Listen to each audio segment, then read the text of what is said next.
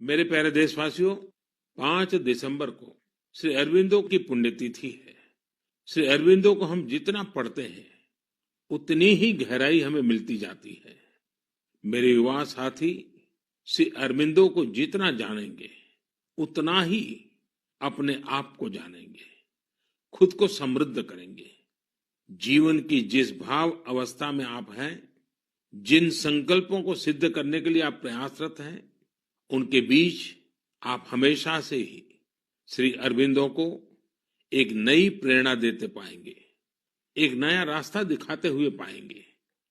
जैसे आज जब हम लोकल के लिए वोकल इस अभियान के साथ आगे बढ़ रहे हैं, तो श्री अरविंदो का स्वदेशी का दर्शन हमें राह दिखाता है।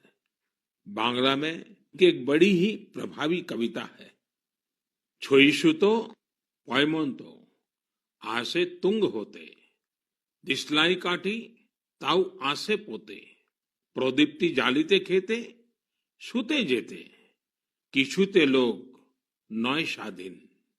यानी हमारे यहाँ सुई और दिया सलाई तक विलायती जहाज से आते हैं। खाने पीने सोने किसी भी बात में लोग स्वतंत्र नहीं है।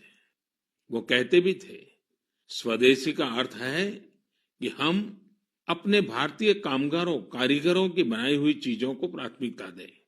ऐसा भी नहीं है कि श्री अरविंदो ने विदेशों से कुछ सीखने का भी कभी विरोध किया हो। जहां जो नया है, वहां से हम सीखें। जो हमारे देश में अच्छा हो सकता है, उसका हम सहयोग और प्रोत्साहन करें।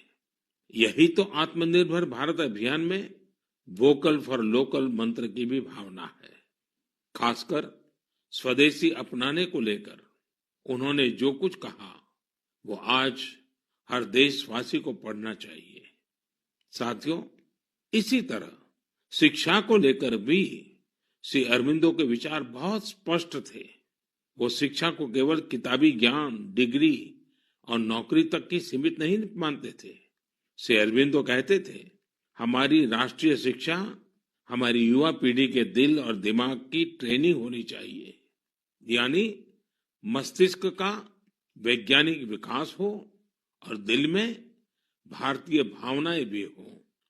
तभी एक युवा देश का और बेहतर नागरिक बन पाता है। श्री अरविंदो ने राष्ट्रीय शिक्षा को लेकर जो बात तब कही थी, जो अपेक्षा की थी, आज देश उसे नई राष्ट्रीय शिक्षा नीति के जरिए पूरा कर रहा है।